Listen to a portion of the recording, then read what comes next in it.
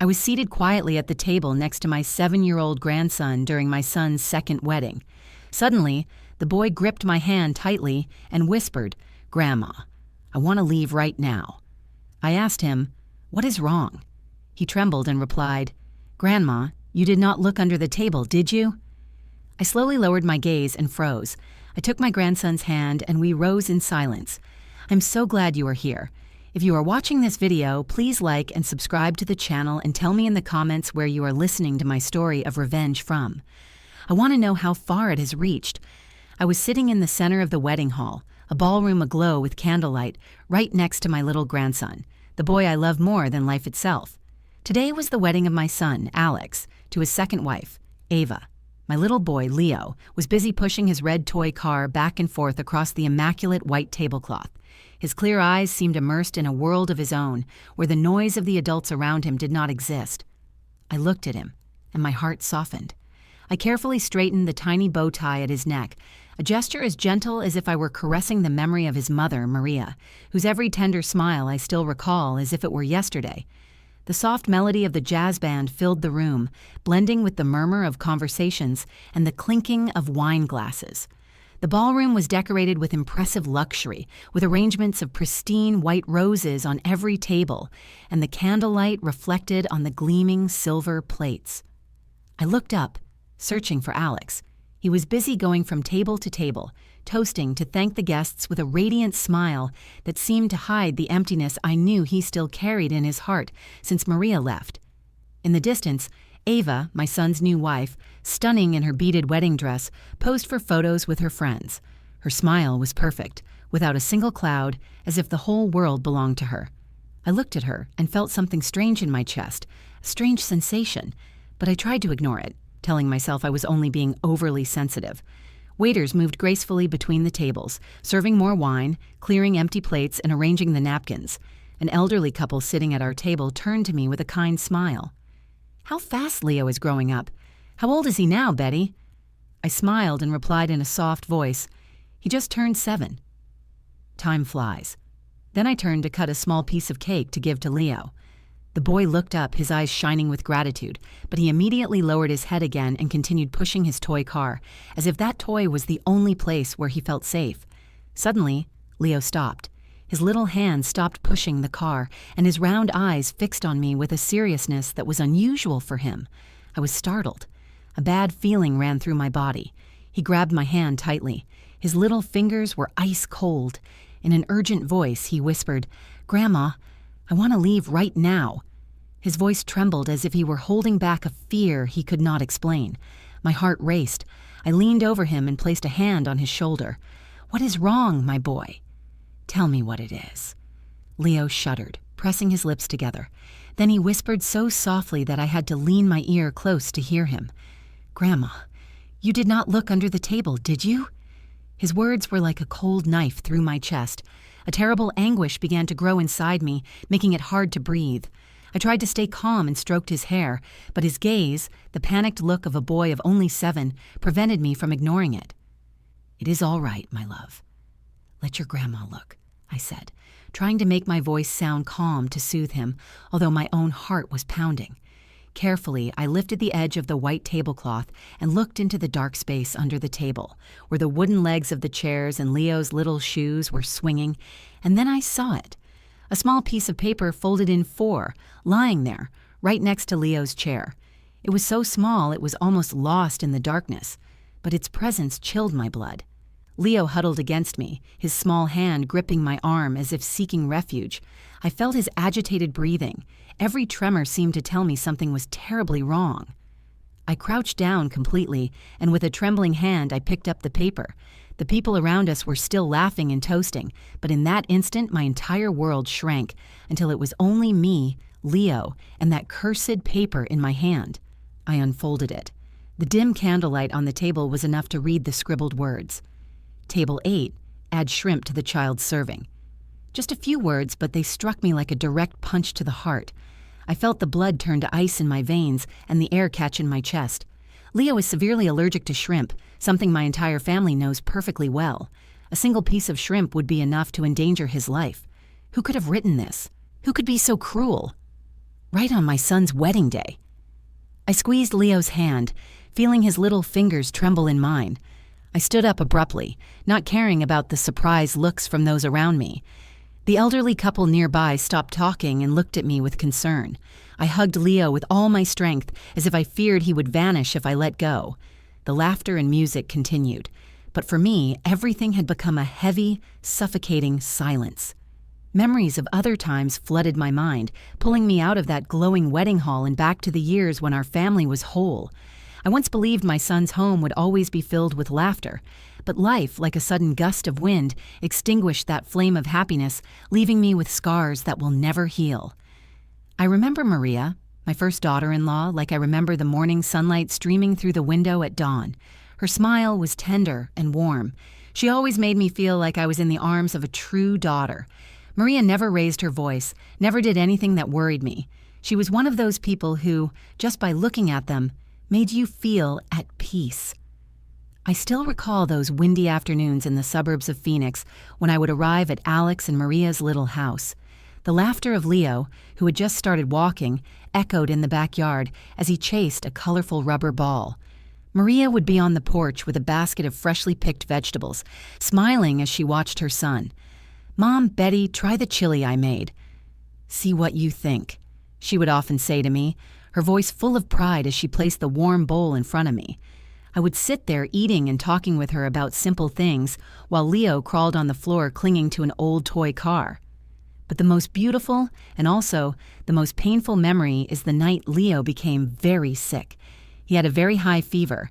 His little body burned and his eyes could barely open, with no strength left even to cry. Maria held him while tears rolled silently down her cheeks. "Mom, Betty, I'm so scared," she whispered, her voice trembling.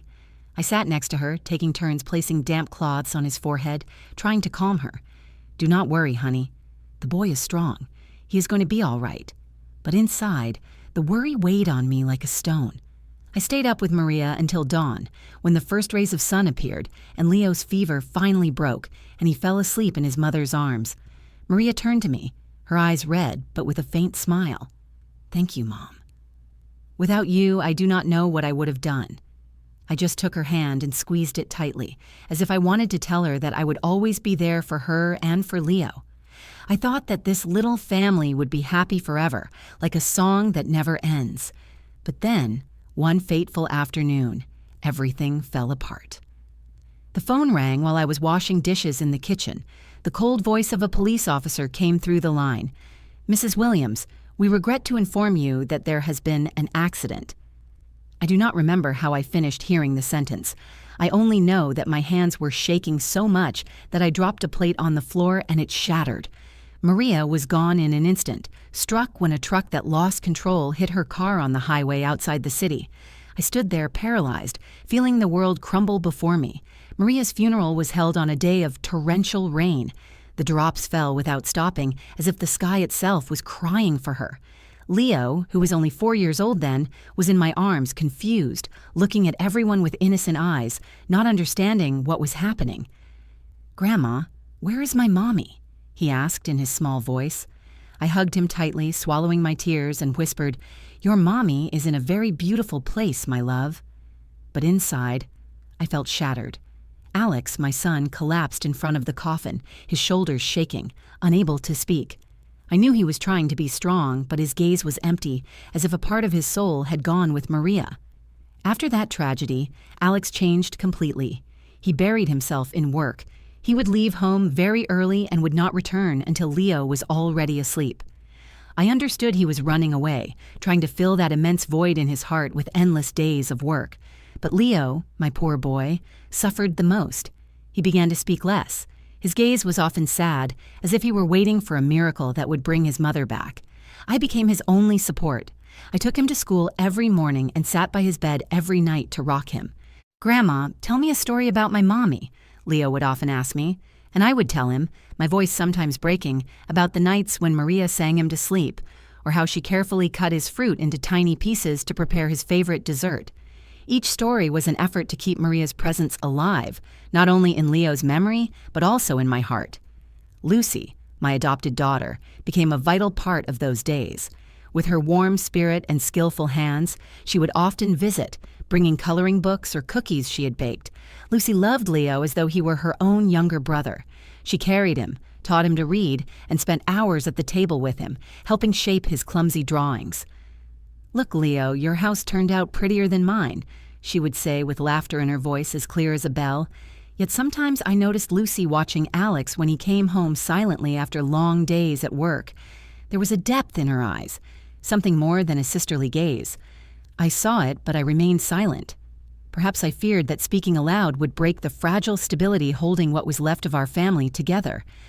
Alex's home slowly lost its laughter, but because of Lucy and Leo, the flame of family endured, even if only dimly. I worked hard to prevent it from going out, though in my heart I knew Alex and I both carried wounds that would never fully heal. Every time I looked at Leo asleep, I could see Maria's features in his little face, and my heart ached again. The memory of that afternoon is still etched in my mind as if it happened yesterday. I was sitting in my small living room, listening to sparrows in the yard, with a heart full of mixed emotions. It was the first time my son Alex was bringing Ava home to introduce her. I wanted to open my heart, to see this young woman through the eyes of a mother who wished only for her son to find happiness again after so much loss. But deep down, I could not shake a feeling of unease, like a cold draft making me shiver. That afternoon, Alex arrived later than usual. I was in the kitchen preparing tacos that Leo loved when I heard the door open. Alex came in with a strange glow on his face. His eyes were lit with a fire I had not seen since his youth, back when he spoke about Maria with a passion he could not hide. "Mom," he said in a tight voice, leaning against the doorframe, "I want you to meet someone." I stopped and looked at him, my chest tightening with nervousness. "Someone special?" I asked, trying to sound calm. Alex smiled, a smile I had not seen in years. "Yes, you are going to like her very much," he replied with confidence. I nodded, drawing my hands on my apron to hide my unease. After Maria, I had not been sure anyone could fill the void she left, not only for Alex, but also for Leo and me. That evening, Ava appeared. She entered my home in an elegant, light blue dress, her hair styled in soft waves framing her face, her lips painted a delicate red curve of charm. Her smile was radiant, as if rehearsed to win anyone's favor. "It is a pleasure to meet you, Mrs. Williams," she said sweetly, bowing her head slightly.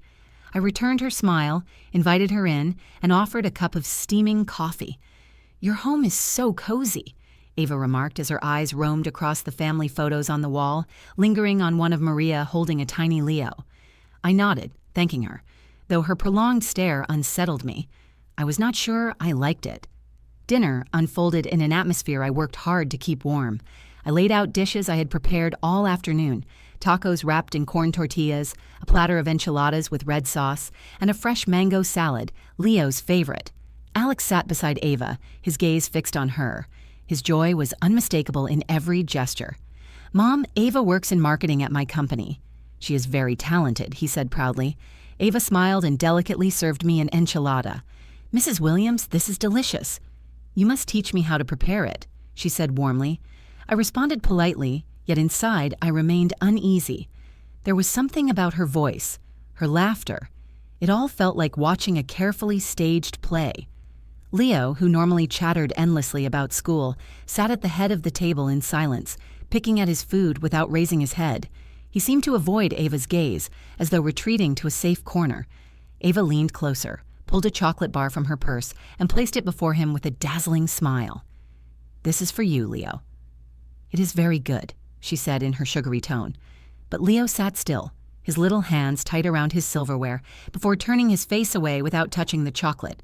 I caught a flash of fear in his eyes, and my chest tightened. Alex frowned, preparing to scold him. "Leo, what is wrong with you?" "Ava is giving you candy," I quickly intervened. "It is nothing." "He must be tired. Leave him be, son." Alex sighed, turning instead to refill Ava's glass with wine to ease the moment. Lucy, my adopted daughter, sat across from me in silence, but I noticed her expression darken when Ava took Alex's hand beneath the table. Lucy had always been sensitive, and though she loved Alex as a brother, sometimes I wondered if her feelings went deeper. Her hand froze around her glass, tightening slightly before she lowered her gaze and continued eating. The silence was heavier than any words. I wanted to ask her what troubled her, but I knew it was not the right time. After dinner, Ava insisted on washing the dishes, despite my repeated refusals. "Mrs. Williams, let me help you rest," she said with overflowing cheer. I agreed reluctantly, watching her hum softly as she cleaned with perfect precision. For a moment I thought, this girl seems very caring. The dishes were neatly stacked, the sink spotless. But when I stepped back into the living room, I saw Leo bent over his coloring book, his little hands clutching a crayon tightly. Ava sat beside him, leaning in. "You draw so well, Leo." "What is it?" "Let me see," she praised. But Leo dropped the crayon immediately, leaning away with distrust on his face, as though she were a threat. Ava glanced quickly at me and forced a smile. "What a shy boy," she said, keeping her voice sweet, though I caught something unsettling flash in her eyes. Alex, meanwhile, noticed nothing, too busy laughing at Ava's jokes and pouring wine. That night ended with Alex thoroughly pleased, watching Ava leave with admiration shining in his eyes, as if no one else existed. I remained in the doorway, a heavy unease in my chest, certain something was not quite right. Time moved on, and Ava gradually became part of our lives. One weekend morning, with the California sun streaming through the windows, I was knitting a scarf when Ava appeared, smiling brightly. "Mrs. Williams, I want to take Leo to the park today." "Is that all right?" she asked enthusiastically. I glanced at Leo, sitting on the floor with his blocks, his face unreadable. "Of course." "I am sure he will enjoy it," I replied, forcing a smile despite my unease. Alex had gone to work, and I thought perhaps fresh air might help Leo. Ava took his hand and led him out while I watched them leave, a weight pressing on my chest. Later, Ava returned glowing. He had such fun. He would not stop sliding down the slide, and he even asked for another ice cream, she reported eagerly. But when I looked at Leo, I saw dirt stains across the blue shirt I had pressed that morning. He held his toy car in silence, offering no word about the outing. "Did you have fun, my boy?" I asked gently, stroking his hair. He only gave the faintest nod, his eyes turned away. I wanted to ask him more to know why he was so quiet, but Ava intervened with her always sweet voice. "I already told you, Mrs. Williams. He loved it." I nodded, but inside me, a small piece of the puzzle of doubt began to form. On another occasion, while Alex was at work, Ava showed up unannounced. I was in the kitchen preparing chili for lunch when I heard her talking to Leo in the living room. At first, her voice was soft, but suddenly I heard a harsh phrase. "Stay still, Leo. Do not make a mess. You are a big boy now, but you still act like a baby." I stopped dead in my tracks, my hands still over the onion I was chopping, and a chill ran through my body. I came out of the kitchen, and instantly Ava changed her tone, becoming as sweet as if nothing had happened. "Our Leo is so clever." "Look at the tall tower he built," she said, pointing to the wooden blocks the boy was playing with, her smile radiant. But Leo just pressed his lips together and looked at me as if asking for help. I tried to smile and said, "Yes, he is very skilled." But inside, the unease was starting to grow, like a small thorn digging into my heart. I tried to calm myself. Surely she was not used to children. Anyone can be clumsy at first. Leo's 7th birthday is a memory I will never forget. Lucy, my adopted daughter, spent all morning baking a chocolate cake, Leo's favorite. When she arrived with the cake and placed it on the table with its candles lit, Leo shouted with joy. His eyes lit up for the first time in months. "Aunt Lucy, this is my favorite cake," he exclaimed, running to hug her. She smiled, stroked his hair, and told him tenderly, "I made it for you, my love." Eat a lot, I watched them with a warm heart, feeling that the family flame was rekindled. Ava was also there, but she only clapped in a forced way, standing in a corner with a weary smile. Her only gift for Leo was an indifferent pat on the shoulder and a "Happy birthday, champ." I saw how Leo shrank a little, avoiding her gaze, and my heart ached again. I wanted to say something, but I stayed quiet, telling myself not to get too involved. Another time, Alex took Ava and Leo to the grocery store. I stayed home, but when they returned, I heard Ava complaining in an irritated tone. "Leo dropped a whole bag of candy at the checkout and I had to pay for it." What a clumsy boy, Alex frowned and turned to scold his son. "Leo, you are a big boy now. You must be more careful." I saw Leo lower his head with his hands intertwined, and his eyes sought mine as if asking for help. I quickly approached and put a hand on his shoulder. "Do not worry, my boy." It was only some candy, but inside, I could not stop wondering why Ava became angry so easily with a child. Why could she not be as gentle as Maria had been? One afternoon when I went to pick up Leo from school, his teacher took me aside and said in a low but concerned voice, "Mrs. Williams, lately Leo has been talking less and seems very withdrawn. Is something happening at home?" I froze, but I tried to downplay it. "I am sure it is just the changes, Mrs. Davis. Do not worry." But on the way home, Leo tugged on my blouse and said in a trembling voice, "Grandma, I do not want to go home with Miss Ava." I stopped and knelt down to look into his clear eyes, my heart squeezed. "Why do you say that, my love?" "Miss Ava loves you," I said. But as soon as I said it, I knew I was wrong. Leo shook his head with firm determination in his gaze. "No, Grandma. She does not love me."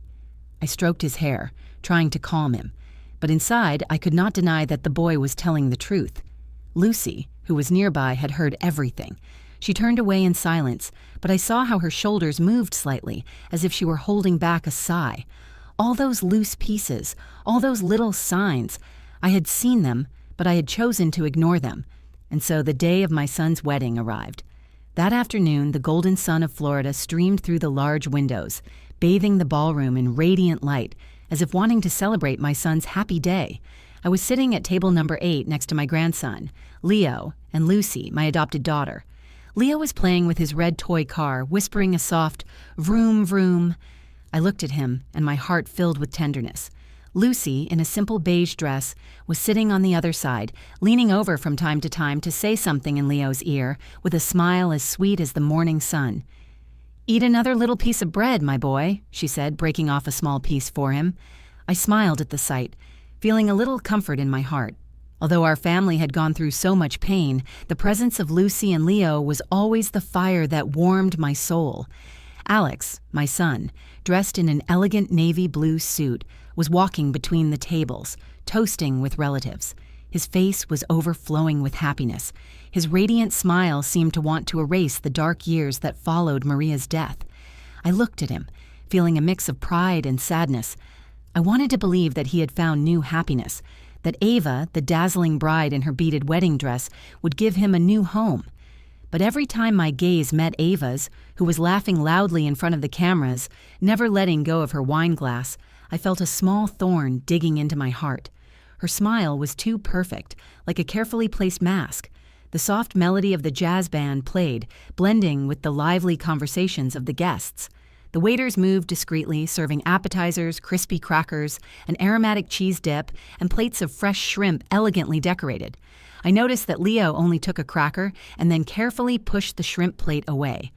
I frowned and asked him in a low voice, "Do you not like this, my love?"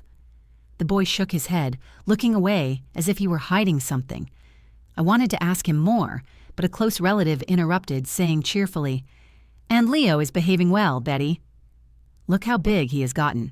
I smiled and replied, "He is a smart little man now." But inside, I could not help but worry. Leo had never refused food in such a strange way. In the distance, I saw Ava's gaze turn to our table. The smile on her lips seemed to tighten for a second, just enough for no one to notice before she turned to continue toasting with another guest.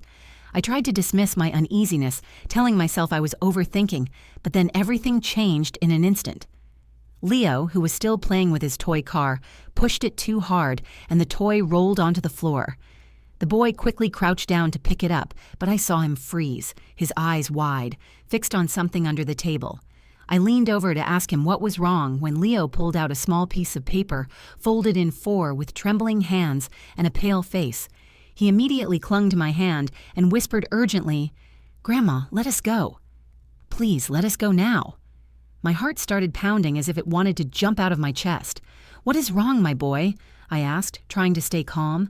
But Leo's panicked look prevented me from doing so. Trembling, he repeated that question that chilled my blood. "You did not look under the table, did you?" His words were like a cold knife that paralyzed me. I crouched down, lifted the white tablecloth, and my eyes scanned the dark space under the table.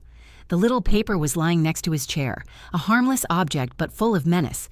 I picked it up with trembling hands, feeling the world shrink around me, leaving only Leo, me, and that damned paper. I unfolded it.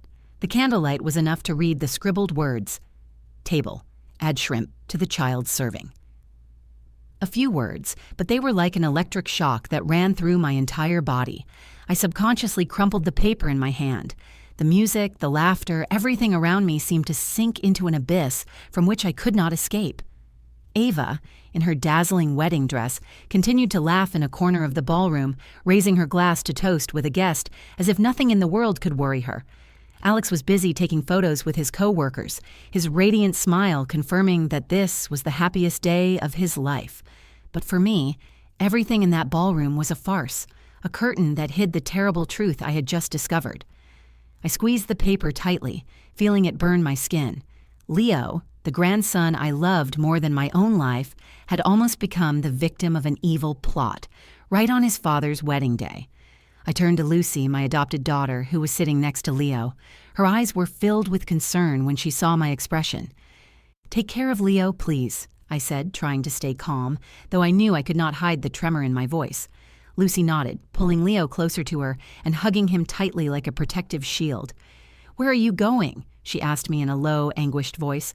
I just shook my head without answering because I did not even know what I was going to do next.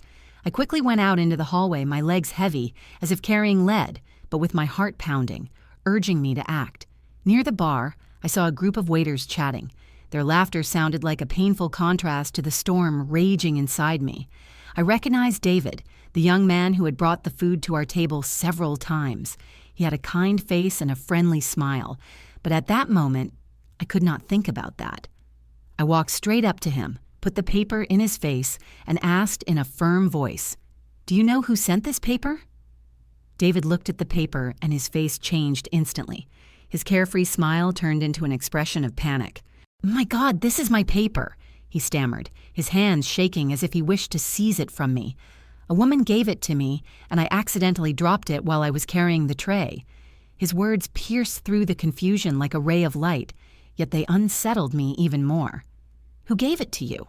I pressed, nearly shouting, entirely losing control of myself. David stepped back, bewildered. "I do not know her name, ma'am. She only told me to hand it to the chef. The paper did not say who sent it." Fury blazed inside me like fire consuming dry wood. "All the more reason," I replied, stepping closer, my voice quivering with both anger and fear. "Do you realize my grandson is severely allergic to shrimp? A single piece could kill him." David went pale, his eyes wide in horror, shaking his head frantically.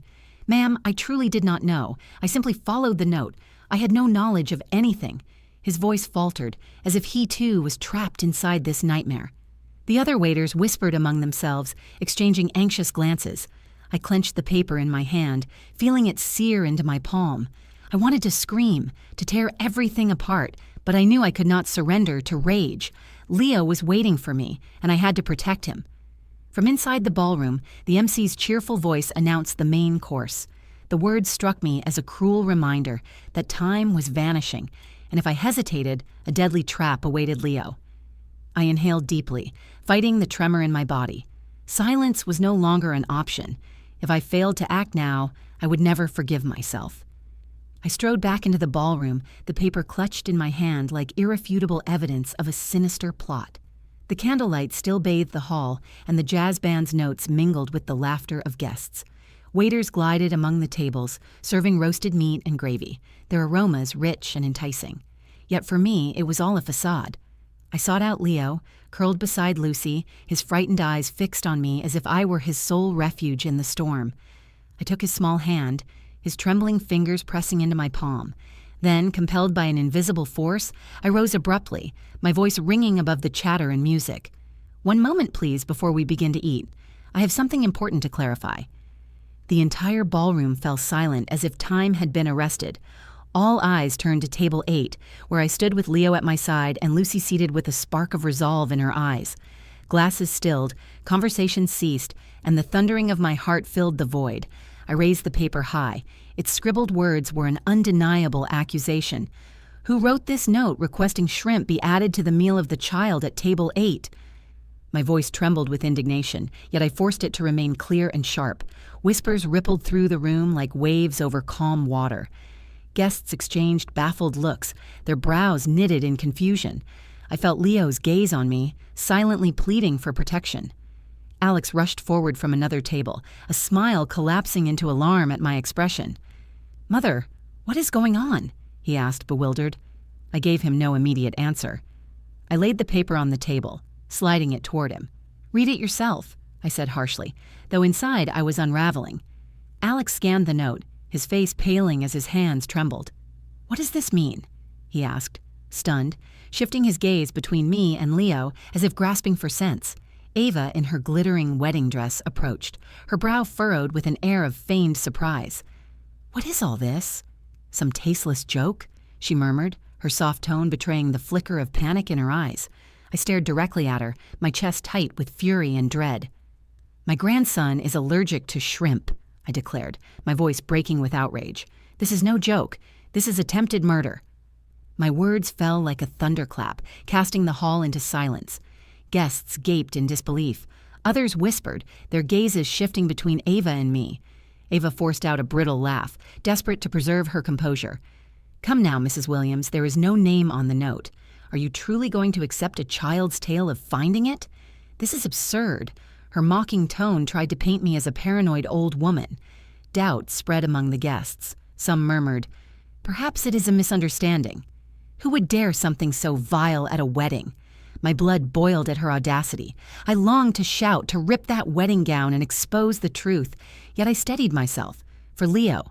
For our family. Then Lucy rose, clutching Leo tightly, her reddened eyes fixed on Ava. "Enough, Ava." Her voice was cold, trembling with pain, unable to restrain itself any longer. She stepped forward and slapped her, the sharp crack echoing through the ballroom.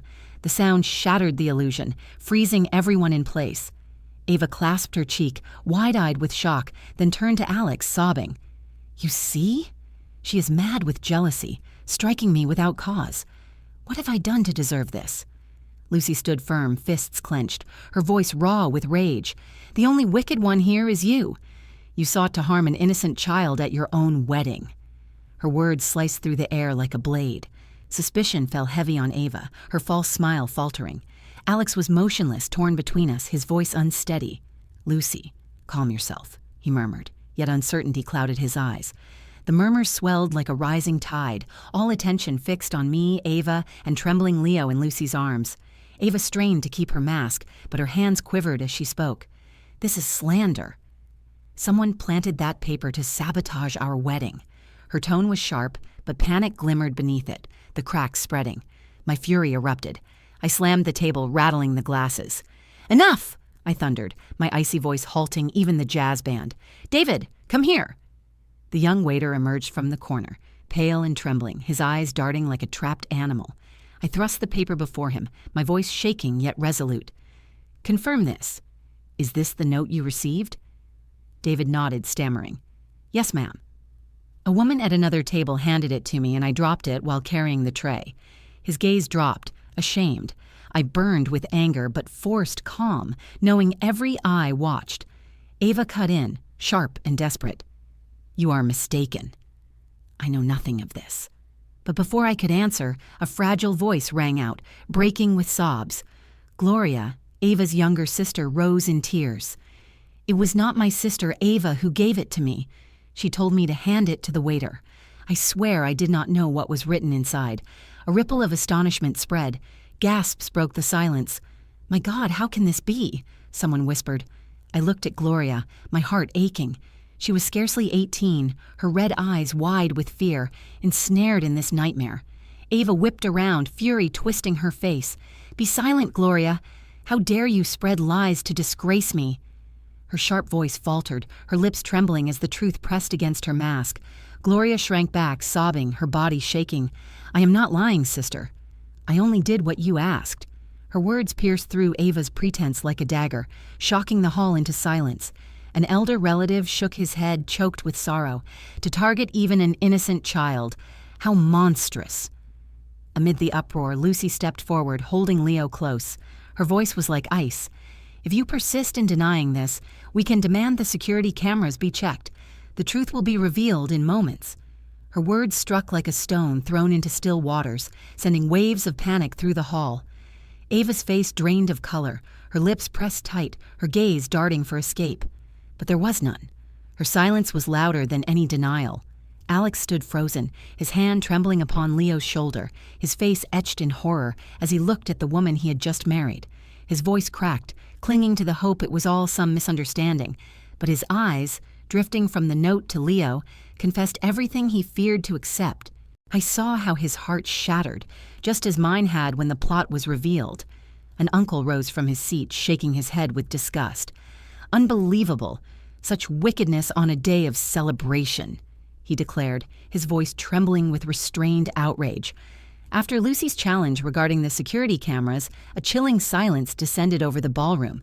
Ava, the woman I once attempted to welcome into our family, stood pale-faced, her lips pressed tight, searching for one last excuse. But the truth was exposed, and she had nowhere left to hide. Alex, my son, approached her slowly, his jaw tense and his eyes red. "Ava, tell me the truth. Is it true?"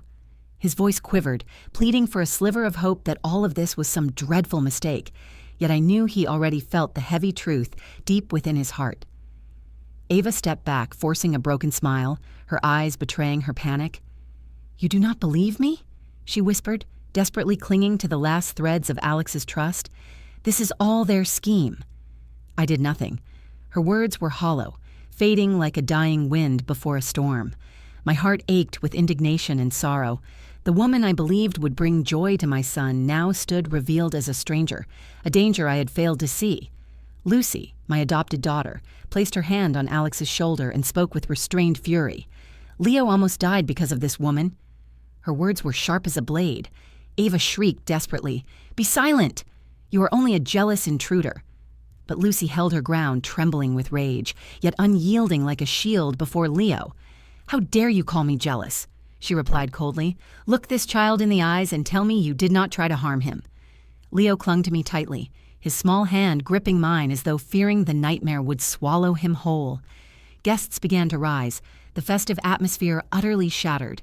Mr. Johnson, a relative, slammed his hand on the table, his voice booming with anger.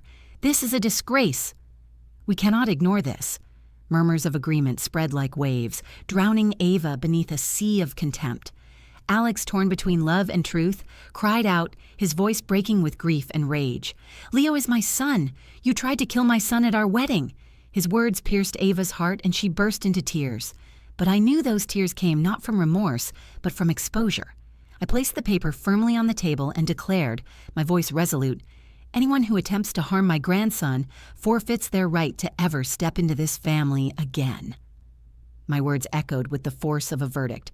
Ava lifted her gaze, fire burning in her eyes, yet defeat already consumed her. She had lost not only to me, but to the truth. Security personnel entered, firm yet courteous. "Ma'am, please come with us," one of them commanded coolly. Ava stumbled backward, seeking allies, but no one moved to her defense. Guests shook their heads, abandoning their half-filled glasses with sighs of disappointment. "Unbelievable," one whispered. "How can someone be so cruel?" Another murmured, horrified. Alex stood frozen, clutching his head as though to hold his collapsing world together.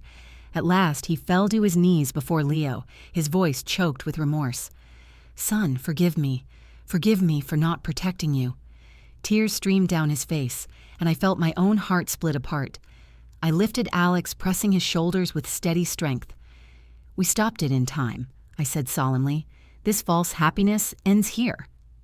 As Ava was escorted out under a storm of scornful glances, I knew in my heart that she never was, nor ever would be, a part of this family. In the days after that cursed wedding, we lived inside a whirlwind of silence, open wounds, and questions without answers. I felt as though I had awakened from a nightmare in which I nearly lost Leo, my beloved grandson. The tale of that ruined wedding spread everywhere, from quiet suburban streets to distant relatives' whispers. The house phone rang endlessly. Some condemned Alex for blindly trusting Ava, while others grieved for Leo, the innocent child nearly lost to cruelty. To me, every call was a painful echo of our ordeal. Alex withdrew into himself. He was no longer the vibrant groom in his navy suit, but a man shadowed by sorrow. Each day he escorted Leo to school in silence, his eyes heavy with regret. Ava's name became a curse, erased from every conversation. Watching Alex pained me, yet I knew he needed time to mend. Love blinds and betrayal wounds deeply, but I believed our family could rise from the ashes. I continued to nurture Leo as I had since Maria's departure, preparing his favorite dishes, cheesy pasta, soft puddings, hoping to restore his sense of safety. Yet it was Lucy, my adopted daughter, who healed his wounded spirit. Every morning she packed his lunch with care, selecting food safe from danger and including a note for the teacher about his allergy, always with a smiling crayon face that delighted him. "Aunt Lucy, you draw so well," Leo would exclaim, his eyes glowing as innocence returned. Each afternoon she took him to the park. From afar I watched her teach him to fly a kite, guide his small hands, and rush to his side when he tumbled. Her voice soothed him, her laughter rekindled his. She became not only a sister, but also a second mother, filling the void Maria left. One night, when Leo was feverish, I found Lucy at his bedside, cooling his forehead and whispering tales of sparrows braving storms. I stood quietly in the doorway, watching Alex's gaze linger on her, gratitude and remorse mixing in his eyes. I said nothing, retreating in silence, though hope stirred within me. Perhaps light could break through our darkness. One evening, during a rare shared dinner, Leo looked up from his plate and spoke softly, his words carrying the weight of truth. "I want Aunt Lucy to be my mommy." Silence gripped us. Lucy blushed, lowering her head, while Alex's eyes welled with tears. I touched his shoulder gently. "Happiness, my son, does not come from a glittering gown, but from a heart that truly loves." A spark ignited in his eyes as he looked at Lucy. Time passed, and Ava faded from our lives like poison carried away by the wind.